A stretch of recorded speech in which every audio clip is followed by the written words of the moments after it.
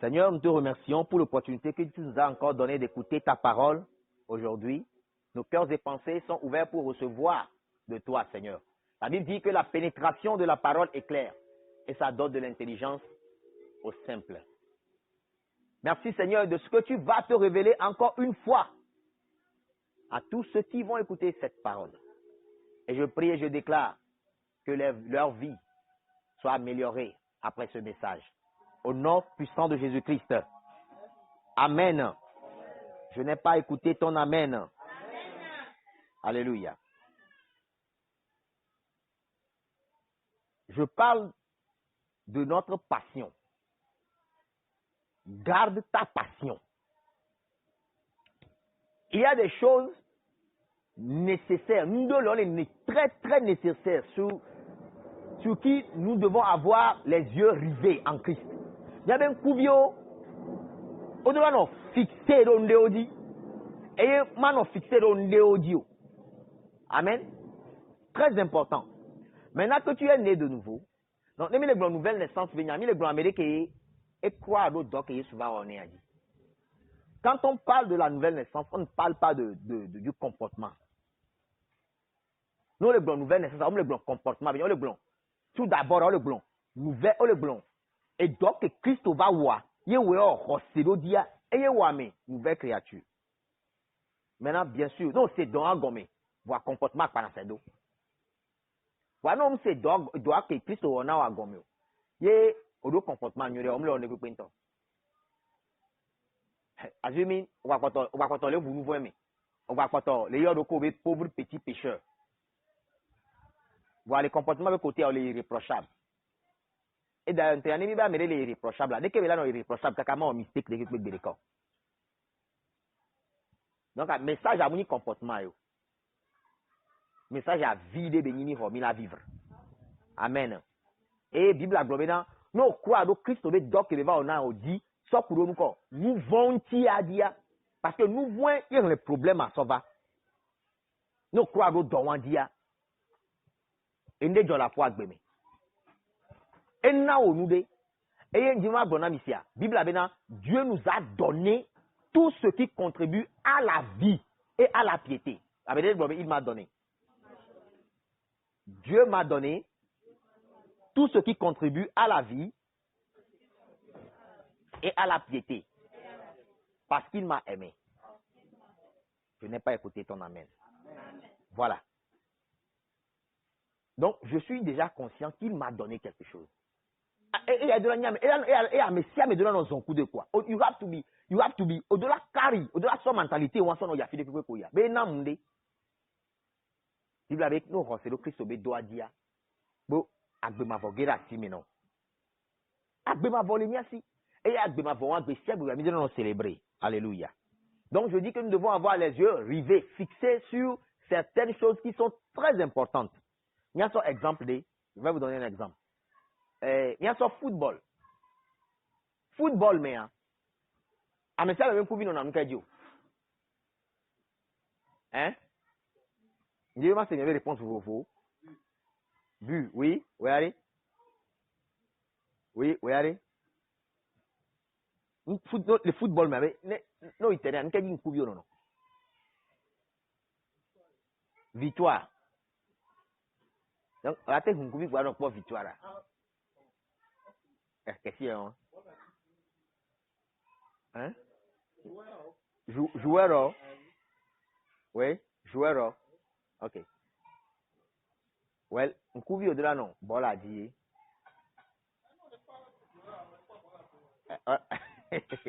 Voilà, bébé tu as bon là. Ok. Non les mêmes, on les bancs en temps, on parle de tout mais en temps. Un coup au matin vers nos fans audio, matin vers nos public audio.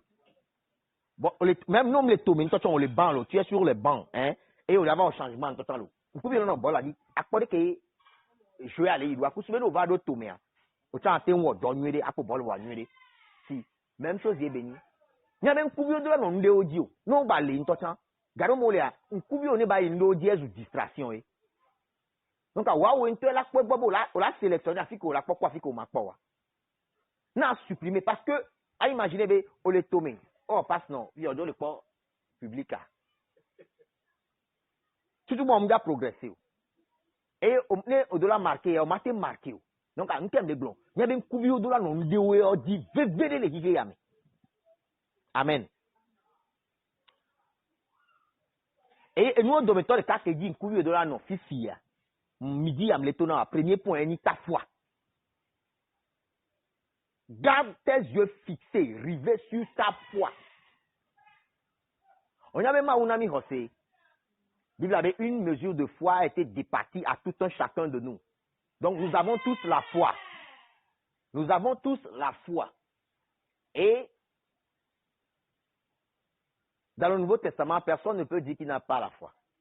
Ça veut dire Dieu nous l'a donné. Une fois que tu reçois Christ, tu as la foi. Amen. Maintenant, tu sais que tu as la foi, tu sais que tu as la vie éternelle et tu sais que Dieu t'a donné tellement beaucoup de choses. Mais comment est-ce que tu peux garder ces choses? Ma son est son fier, mes fidèles. Let's go. Je dis, garde tes yeux sur ta 2 Timothée 4, verset 7. Nous allons voir ce grand homme de Dieu, Paul, qui dit quelque chose sur la foi. 2 Timothée 4, verset 7. J'ai combattu le bon combat, j'ai achevé la course, j'ai gardé la foi. J'ai gardé la foi. Au-delà de garder foi, et à l'éveiller, après on combine nos foi, on dit si, Bible a yomi, et yomi va me jojo, et be a me jojo là, n'a beaucoup d'encore. José, the day you stop living by faith, you die. Mais au bout où on l'entina mais au coup, à de gros on l'entina mais réponse pour une situation de que démontrer dans les foyers à l'entina. Mais ta réponse à toute situation démontre si c'est la foi ou tu marches pas la chair. Parce que à me jojo, à nous beaucoup de José, qu'au Seigneur a que réponse soit. Et faites attention à toutes ces prophéties. Mais attention les prophéties. Bible a bien dit, mi tester ou mi gao pour là. Oui, parce que même prophétie est pointée là, c'est pour Dieu me. Et en plus, gardez moi là, non, il n'a vrai. Hein? Wa suggestion va n'avoir à accepter. Gwe sans t'en aller battre ou dans ba tu nous kudo. Mais c'est un thème langomé. Gardez moi suggestion là nani. Ola breno be bon ben to manu avec vrai. Wa on y a des nouvelles créatures oni. On y a si quelqu'un est en Christ, il est une nouvelle créature. Les choses anciennes sont passées. Voici, toutes choses sont devenues nouvelles. Si on y a des nouveaux, si autre les bronao, ben des vies au mien, oh on découdo. Donc à travers d'autres bédas sur kudo, moi pour le passer maintenant wanti, ne peut pas accepter moi. On a accès sans tana. Mais il y a un combat inutile de que mon mdola wawa. Et il a amélioré les points pour lesquels on believe ma oubignon. I know what I'm talking about. On qu'on a beau believe ma oubignon. Les coups de nous t'en a believe ma oubignon. Là on démontré fort là non pas. Bon oui. Mais à un moment donné, et donc les côtés une bêtise il m'a pas les vidéos. On va proposer si les nam. Mais watch up Corinthi ni kone ni nkele oma ni ma no relieve ni ma vo vide ma gon vide. Mais out. Par contre on dit papa re. Et que mi kana se on mi na du souvent. Christ to be ni ye munya to ti be ina. Va no inviter va to wa mda igbede o be yo ayo to ya ejipo. OK. Ele do vide ku dia. Ne amova de to va do gbeda vide ahun no chana so nje akpara nti ala kora ho ya me. E de ka ele ho visit won keje. Nous quand tu veux les revisiter, eni amega ho papa la ho me wan lo, e va les revisiter de pepe. Ni marabout s'en va la ho, ni huno t'en va la ho. Ni na melo le wan parce que les ba gbenke ke o me opportunité que nous fia ou défiant to opportunité que les sia me bena côté ya les pencher lo. Baba hear you. Bon défiant le côté ya les pencher lo. Ni la gble chan ni gble. Oh, mi de la bon, ni ma wu yo domare. Ma wu ye beni ba, ni mi yo dom ton wa ma wu ko beni. Midra no funu onko Shadrach Meshach ko Abednego o ma bobo allo Daniel ema be o ma bobo au Shadrach o be o ma bobo yo ma wo nke fi ale bi o so yo gbo ne gloire maoula de yo, va n'engba de yo, tonwa. You va de tabou. What are you talking about? O man, do not affilier que on l'a gardé à pour une passion. Bon, les passions là, on m'a prendre, on m'a notre décision Dieu. C'est la blanc. Les passions, on m'a les brûler wa. After years, il y a que nous on est remis dans la loi. Souvent, si on a plongé les meilleurs. Il va dire là encore plus. À quoi l'année prochaine, nous commis la barre. Par contre, à Médo, on les décourager quelqu'un. On les décourager quelqu'un. Et vous savez, il dit, wisdom, sagesse de les localiser. Oh, quel est le bon job que nous avons notre téléphone? Nous même adresser problème que nous avons, tout on va avoir solution. What are you talking about?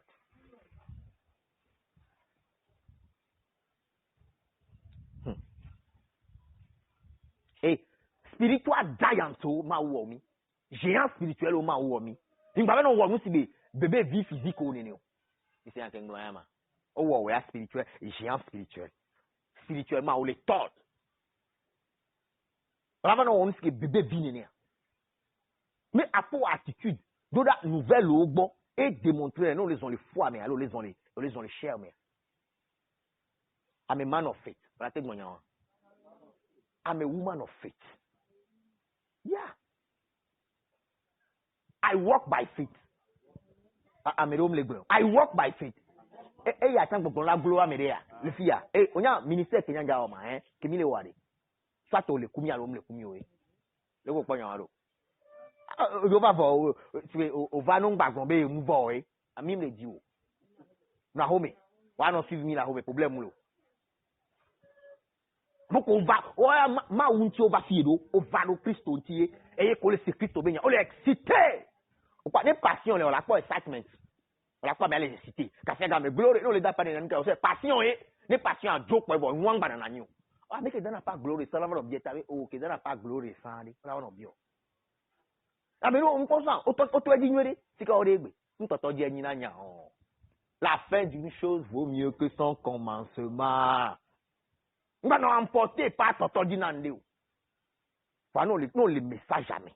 Nous les sont l'instruction, mais nous tournons déjà la où nous nous quand tu et j'ai gommé. Nous tu as dit, aïe aïe aïe. Et nous tu vas tirer pour Dieu. Pas tirer pour Dieu. Opportunité que moi on a mis le ministère, mais coup de message, qualité de message que ni c'est néa. On sait pas si tu as fait les néné. On a un message avec gamin là, il offre à l'oncle là donc. On va pas dire on te va c'est après une touch. Voilà, juste une colle blanc.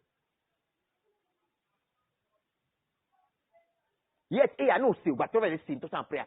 Ma auto les communiquer nous bon non quoi. Solution là si maintenant. Mais solution là si maintenant. Problème en est encore de mais solution là si maintenant. Que mi les blanc. Et on a que mi le fia. Mi former amour. Ne joint ba yo pasteur.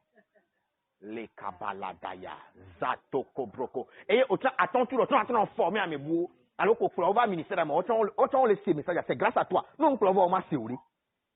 Nous on peut voir au massé. Et on y avait à leur début, et nous leur au manon wenyo. Là, nous fions le couronne doigt. Et accepter rapport que nous sommes beaux, et faire vivre avec bon. Après, vous devez tout couper comme les filles au monde à nous. Notre terreau, c'est maintenant pour une situation. Yesu blambena on a tenu tout maleko sakiba maliske et totami pour nampone ayami pour nampone abimi pour nampone et dolelele pour mi pour nampone encore les blancs wa wele pour be nkuvim lesio wa wele pour be intelligence m lesio Yesu be o se nanu et nous ti be menacer ayaro amene be menacer aya ya ba shatara na ba ye oh on ko menacer ayo on ne peut pas doit vivre pasteur jusqu'au point où on va aller va sortir. Non, avec les gens, mais c'est ok, néné. Quoi, pasteur, visiter. Ça va visiter, il y a mis le dans les 10 fois. Il y a mis le on tient mais nous. On y visite physique à eux. Bon, on peut s'en tenir. Eh bien, après toi, mais j'ai avant ton temps. Voir qu'on a des capos. Et non, on believe non, qu'on a une chose les vassiro. C'est un qu'un non, on believe parole que les prêcher les filles, qu'on a une chose les vassiro. Et Nanti, non, on pomme physiquement, on a des problèmes. Any problème now, yeah. Regardez tout le temps, la dire, ma va, alors, brother, c'est ça. Non, va s'il y a des messages à quoi. Il y a une histoire, il est effacé. La joke de message à quoi, la yoma.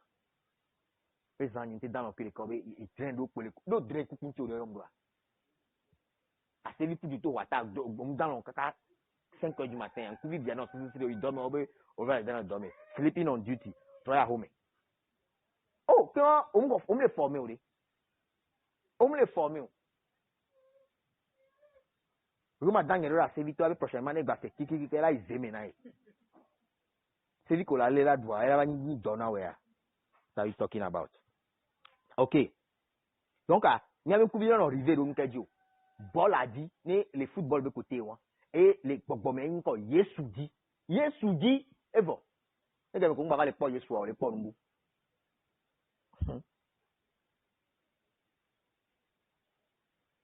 Donc, avec qu'il a été gardé, nous, comment on déposer le miamero.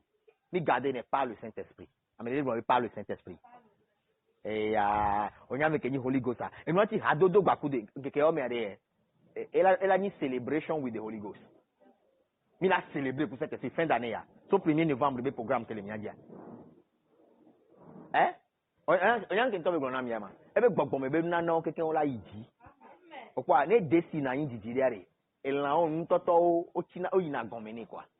Puis il y a 2022 a dit, Bakudo, et là, on le dit. On le vivit tes pères. Sauf Zereka. Nous, après, ben, on a passé au janvier, mais là, miracles. Comment on a droit de mieux, mais doucement. Progrès, encore, les dit, what do you want? Name it. Sento fracachata la baye. 2 Timothée 1,14. Voilà. Mais, quand on me dit Holy Ghost, on nous comment on m'a été gardé, donc on m'a été dans un haut. Mais quand je dis Holy Ghost, et se plaindre. Vous voyez quoi, pour nous, là, du job de la tanière, avec plan, et c'est on me gâte, on m'a été d'accident, on va y aller dans le parce qu'on m'a été amené le mais caca, à Zantoton. 1, nous les miamés. 2, nous de la garder, nous que les miamés. 2 Timothée 1,14. Garde le bon dépôt par le Saint-Esprit qui habite en nous. Donc, garder, nous va garder, responsabilité au béni. Nous, quand on va garder, adversaire, elle a détourné attention. Elle en a joué mal. Elle va profiter de Dieu. Adversaire, et nous, quand on dit, elle dit au contraire. On dit à jeûner, elle dit au contraire. On dit à prier, elle dit au contraire. Nous, le dit, nous, le bon prière, il y avait avec TikTok vidéo. Nous, le dit prière, il y avait Facebook vidéo. Nous, la civile, nous, abonnement, allez voir, on va pas parler. Pas nous, parce que nous, on a nous outils chers à Souban.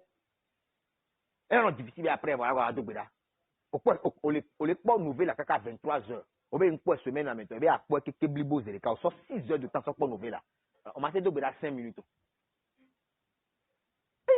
Donc là, on choix délibérément avec une activité spirituelle. Saint-Amé Kudo qu'on a réussi. Et nous, on les dit à tout prix, au-delà payer des prix. Après, on a fait.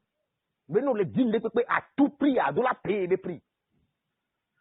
Grâce impression dans le voie ces messages parce que évolution les nani, toi qui as les signes. Paul Bena qui va me agoniser pour pouvoir me dire bon me va me parce que des vieux mini donc à un moment il m'a fait prêcher Léo. Il y a Paul Bena toi qui as d'au niveau de mais n'a du mythe, mais n'a du pou. Donc allez les soirs on va venir Claudonnier. Claudonnier. On va trop pressé. Donc, garde le bon dépôt par le Saint-Esprit qui habite en nous. Mais adversaire de 1 Timothée 6,12. Marlène, 1 Timothée 6,12. Combat le bon combat de la foi. Saisis la vie éternelle. Ou quoi combattre? Il dit combat de la foi. Gardez foi. Hein. Nous perdons foi. Hein. C'est fini pour toi. Tu es cuit. Alors, les gens les foi, moi. Et les pompons, on tombe les serres. On a même les ont les foi, moi. Les pompons, on saisit les cas. Et on va Mobénia. Donc, à Mobénia, va de falloir sur Mobénia. Et puis, il blâmé, et puis, il dominé, et il n'y a qu'un qui est en donne, mais, tu vas me aider, Santana, est un missionnaire attitré de Santana. c'est ya. On y avait amélaté nos formés les church finalement la trois mission un grand missionnaire pour Satan on y a. Hein? Amélaté nos formés voir. Et la trois jours, mais c'est ya que les gagner. Alors la nos formés gbe soni so kaka 3 ans avant ni missionnaire gagner Satan. Et donc ma ou don ayo la va laisser ça non Satan don. Et nous quand la première missionnaire ben ni Satan non. Game kebele en formation à quoi ba attitude. Nous on les kaka diboni. Nous les pratiquer, nous que Dieu a pour aller les formations mais. Et une formation pas là il doit Dieu va démontrer nous comme nous former loi. Faut nous la sorte polé. Bien mais ya. Ezunubu.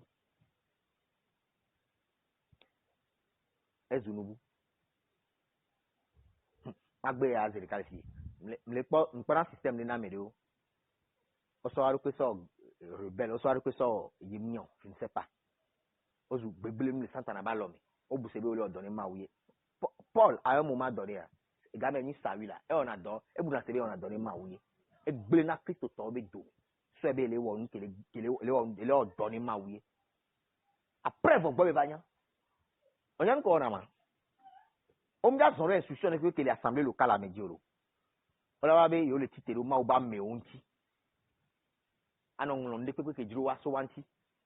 Wa be mission po nibe wa ngon de pe oh no nyama wu nyade kila tekpera mu ntiare ehia be no zuba o ma mo ya we afion ma wo be nya kila tekpera mu ntia no do to wa o mo gba no be no jole fi ko le ble olio nyame ya ke mo mi se gon e fi ke ma fi ma le ma wo ba me da de fi kwa ma zu kaka be le zan nu ya le ke ale le ke kwa e ipo ni message e po an no zu o be no gbo be ma wo don mi be mi a démasquer o me ke no mission oh o be go and preach the gospel.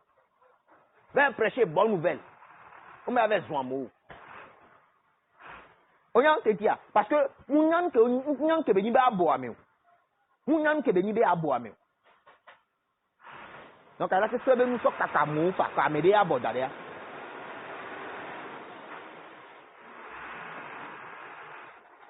On blende frère nyere ni so. Nte de benale. Ngano internet di na be non ne yes no amunyo zika ko odo celui-là. Eh bien, ah, le Christ me dit, tenez, 10 ans. Oh, on doit celui-là. Bon, les petits qui m'ont ou n'importe comment. Eh, sans t'en aller, on donne les dieux. Ok, non, mais on doit les filles, on doit les filles, affiler les tétés, on doit les sous pour l'instant. Non, on doit les fouiller. Non, on doit les fouiller, c'est quoi là, non? On a yamé. On a yamé, ma ou y'obé à boire mot, n'a ni les bobomé. Et yo, nous devons avoir très attention. Très attention. Même nous les fions, mais et nous comme ça, il y a déjà intervenir, on va exposer n'y a pas qu'on a d'aller qu'aider. Holy Ghost est convaincre n'amé. N'a pas trop.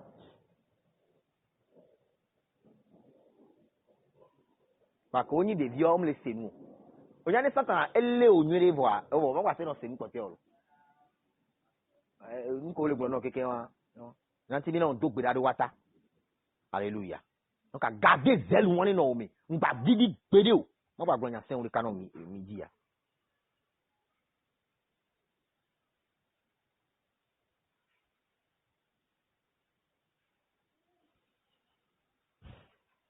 Romain 12 100. Romain 12. Nous garde ta foi, tout le monde. Et veut voir ton zèle. Ton zèle. Zèle de l'éomé. Qu'au Christ, toi. Au sort zèle de non. Zèle de l'éomé. Au delà, nous brûler. Passion de la nani. À nous brûler. Gassia gamé. Pour zèle, ouin. Romains 12, verset 11. Je lis. Ayez du zèle et non de la paresse. Soyez fervents d'esprit. Moi, en toi, fervent d'esprit. Zéo. Grec, hein. Eh bien, non. Zéo, les bobomés. Alléluia. On y a gagné zéo. On croit que nous aussi quelqu'un qui a fiona. Eh bien, non, fio.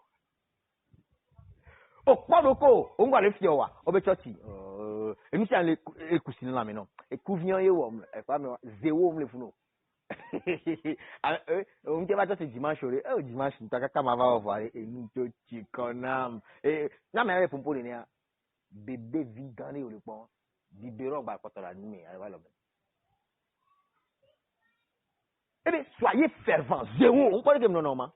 Man of God. On parle, man. On parle de parler pour non. Bleu. Luca. soyez zéro. Amenez vous zéro.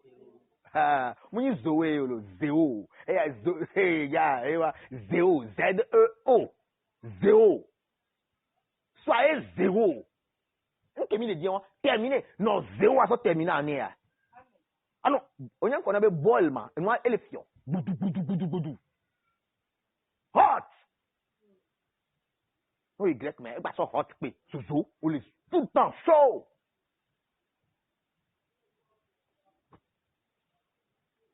Imaginez, on les chaud, elles sont les chaudes. Les caras maintenant dans l'eau. Zalibale gadalabaya. Manto kobo. 5 heures du matin, ils font ratababa. Si on laisse beau, gaki brada gadaye, ratabala. Ne nous ticonons. Avec des autres, les drones, on est obligé. On a un couvi, on a fond coué, on a fond coué, on a tout dit, bala gadaya. Là, on va aller sur vidéo, on a promené les monter, les fous, pression, non, l'or, les filles. Before long, on a cité, on a nani, vendeur, on a cité. Ah bah, ma ou dans midi. Peut-être, pour pour un personnellement, ebe nke kɔtɔ yɛ ɔkaka ne pe abavoa ɛna do gbeda so a klonyi ne nɔ yɛ anyigba ebe klonyi ne nɔ tusi anyigba ɛyà tɛ yi nya personnel ɛyɛ bɛ gbɔ n'anyi ntɔn bon ɔsè profiter le mi aya parce que nya bɛ ne de ya jɔ to ne bɔ ye ame ke la tɛ bɔbɔ do yehowa bɛ nkume la tɛ nɔ tera mi sɛ amegbetɔ de kpekpe bɛ nkume o sɛ yake ŋlɔ ya legebo shaka. Are you talking about? I mean, I'm glory, vidicule glory. Alléluia. Donc, à faire vent, any zéro. Les Grecs mean to boil with heat. Be hot. Boiling for long. Je vais vous demander. Vous avez un hot balo, un hot balo. Vous avez un fior balo, un fior. Didi. Un fior dit quoi? Amero fio egbe so ngba fio onya ba mero sanu wa cheche anko no ne video ba le no ngodo me anya ba me ne le jode sinyo le le gbogbo me la ameke san kaka obi mercredi be prière de kia so gbele tie onko ede onko eve onko eton ya be satan be mission ele jole ba gbe me ameke le passionné on mo encourager ne ameke le zélé on mo encourager ne n'y a les bonhommes nini. Bon, ma gueule non. Non, les passions à saint ou non rien. On la pomme. Avec que volonté là et mon anani. O te gens de pédé, après du temps on te gens de pédé l'eau. On la comment on la une de la de coin. On y a que venir ma bien présent les réunions et autres tombements. We are product of many meetings attended. Réunion comme les participer dans les produits minina. Formation et on me former dès que me les any résultat na réunion pas qui participer de par le passé donc on tourne de la quoi bobé réunion et on les présente les mi de tel enseigne mais nous va dogo nous les dors pe won les sons de pe won ba coup d'adasio que bon wa so fian o ba me ikene le yemia et tria ko wa me ikene le hiame onya mi do garder ne ke ne situation no va nkume na miare o la regretter situation la regretter be fi kem vayo ye ni be de la niwa oui, ben, fanvier, gbena, mais à fanvier, à nos fanvier. On a ben, non, bah, quand on les bio, why les prières ou mais, on me les signe. Maintenant, bon, fou, on les bio de quoi, pourquoi? On continue à dire le dîner. Papa, pourquoi? Non, les bio, pourquoi? On me les signe. Non, aussi, hein. Nous, qui une situation avant qu'on me le roi, on te l'a déclaré. C'est, on y a, quoi, on me les bio, c'est bien nous qu'entio. Bon, on y a nous qu'entia. Amega huwa ne nebe no newa e anya nu kentia vi fe bi na be nu kentio amega huwa la se la punpo bo va be ahlen pen va pa penye me voix ne do voix me wa ntutu gban to aya ele anile wa e go me wa hello no le popo ka me de gbon me a nu ko be gbon kaka va do me a dia e won ya twa fo me e ya gbon contraire raison vous prophétiser dernier jour on a payé à bavois ça t'en avait ou ko poto de la dégager ya mi ya so voix ça va mi a changer be nu kekem mi ya zon le nu me bon me be nku bi ran hun jade ndi pepe ton of victime do ke gbo no la joy ho le Jésus Christ ben comme et non prophétiser à rien prophétie ou la joy sibe et la joy pata quoi Bible a be a quick walk with the Lord do et doit pata Yehowa wo mi le compressé tant si bien que me pompo ya et nous doit job pata pata ba et les traîner où nous donc la ma ou intervenir midi ya le Jésus Christ ben comme no wa nyone ni la glory to Jesus.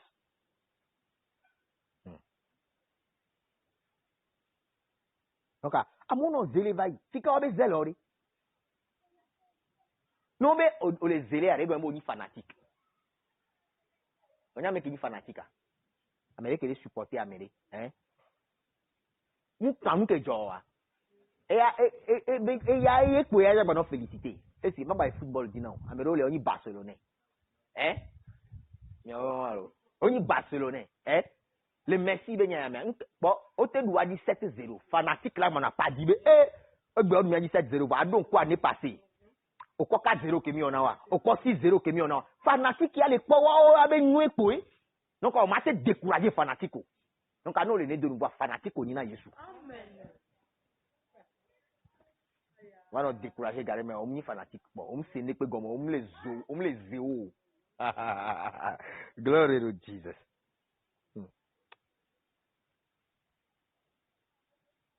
Ok, dana dena dona gbeda ok nous le do gbeda bon me va vie allô connexion va vie ari et non il est 5 ans moi ni me va vie olo on fa vie non c'est devine ne parce que on y a dans awo on le do gbeda on le comment on gagner ni a placer des colonnes comme non on le pole que des plo toute situation on me le ko to bon amero le prophétie do na olo ko peut-être normalement il n'y a pas de la 20 000 bon wa be ho se ntia no 20 000 c'est à quel moment on tombe ya gari mo la mo yinu ka me akpo le fo wa bio ni be ekpo eja te joro jo ya ndola o mi abe ndo ma gbate joro jo compte tenu na onction kudo connaissance que la tiwa o mi ma te jo donc à gata ga modela non encore excité bon je suis excité tout le temps donc mais tu perds ta passion tu es fini et le VVD en d'arrêt. Je suis un fanatique de Jésus. Fanatique de prière. Alléluia. Non. Non, là, les zèles ou de passion ou babo à quoi de diminuer les conversations depuis que Modiano engagé là. Clé. Fais attention à toute conversation dans laquelle tu es impliqué ou engagé. Et on y a que blé dominé à mes Adam Cueva. Conversation. Ça, c'est notre conversation va planer. I'm talking now. Et cette conversation va planer. Ah! Normalement, on y a que F de la Kewa. Elle a kiki. Mais on m'a entendu ma mère pour nous. Parce que, on le voit avec classe, moi, mes bétois, ni 100 ans. On le voit avec classe. Nous le voit avec classe. Elle est inférieure now. Nous le doit, nous ni avec pela now. Nous c'est que toi on est là. Nous doit c'est pela dona wa yo. Nous doit ne pela fion. Mais c'est à quel banyo ange béni. Nous doit ne pela fion. Wa we la fion ni ange. Eh bien, be de ogona mi be mbadu mi yo wa. Be gbe mi doa. Et là, les Benemidua, Maounabe, et les contredit, nous que Maou blanc, toi. Et les contredit, nous que Maou blanc, toi. Donc, elles ont engagé les conversations avec Niao. Ok, Maoué, quoi, oh, conversation là, à ton niveau, on va accepter, on va continuer 1 minute le tout maintenant. Ah, non, le blanc, c'est non. Wisdom is a defense.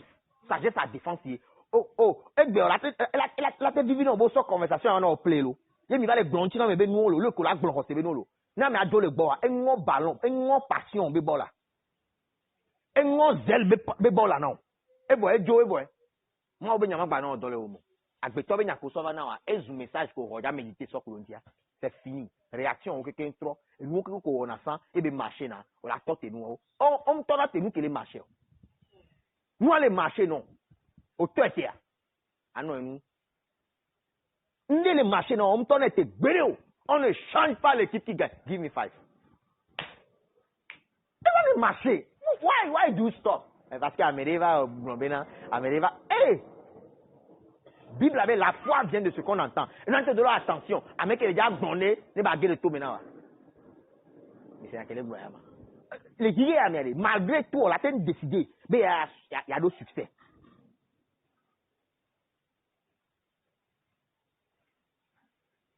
Mais là, mi awela no pompo la no se. Mu awela no pompo e mi amina no se. They should keep quiet. They should keep quiet. Ne ka benyi manya ma obeja, ne ka benyi ma obeja ni $1 gbo. Mo obeja $1 produit. Nya po résultat. Nya po résultat. Non, result oriented. Ngolanya ga sagame. Alors orienté par résultat, on a activité ça fait activité ou l'activité ou mes résultats fin d'année fiale. Amero o halo domenti on le suboma ou. Fin d'année nya pon ni ko bo. Allo mdadia. Nka chole do amero. Egalo. Fin d'année nya pon ni ko te bo parce que année ame on te church akro do do anti. Tu n'as plus le temps pour Dieu. Fin d'année nya pon économie ni ko o bodare. D'appel passion au bureau, amen. Donc, ou attention les conversations. Conversation, mais quoi, Adam peut problème à valer. Aucune conversation n'a d'impact neutre. Mbeleko. Aucune conversation n'a d'impact neutre. Conversation, les quoi?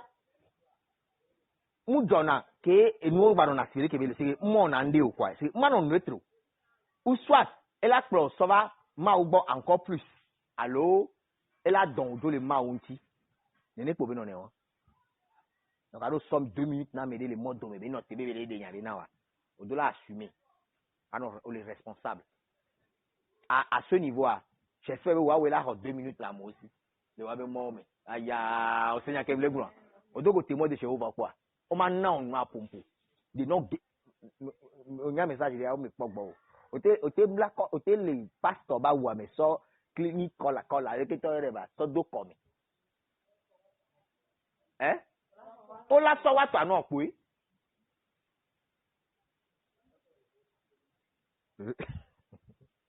il a gloire go. Donc aucune conversation n'a d'impact neutre.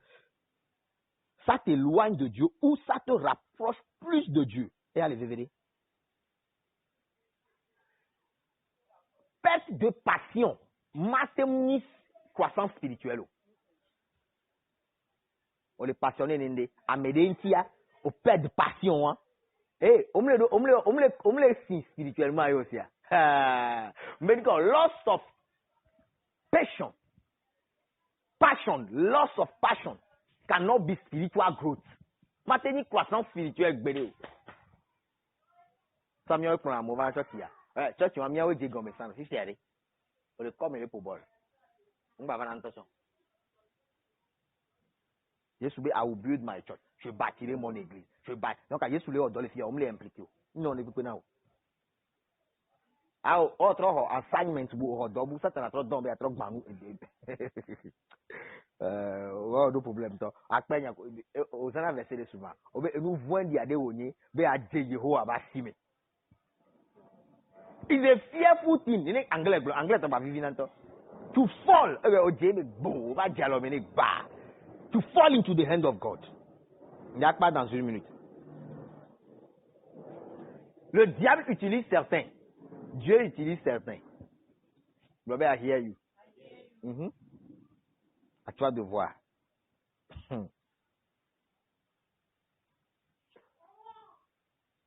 Jean 2,17. Ne sort pas.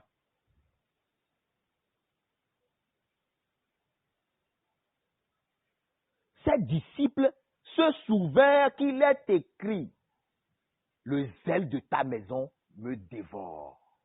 Le zèle de ta maison me dévore. On est découragé, on est peu les mains au bas.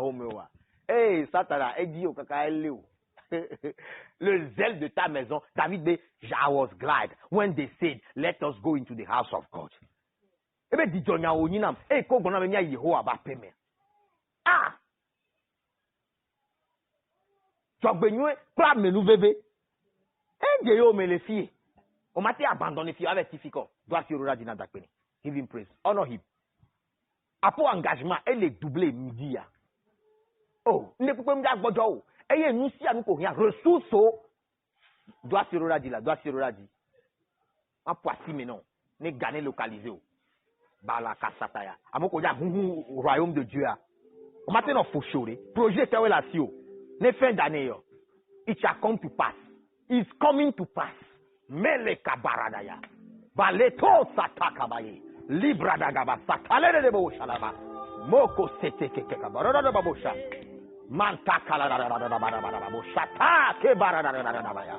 Pele ge. Masa kala da da da da ba. Deboro bo bo shata. Balaka sete keba. O sabe de ke ko la noya. Tant de pause nani. Tant de pause nani. Moi puis a nya de confiance. Dieu avait le monde entier attend avec un ardent désir la révélation, la manifestation des fils de Dieu. Gamesu, no have power like never before. Kebala da da da da. Mosota le cobra da kaya. Rate kobala kata kaya kaba. Masate shatala da da da da. Mako seke brala da ba ba ba ba ba. Bosso tokoriba da ba ba ba ba. Male kara da ba. Makata, kapakat, rake,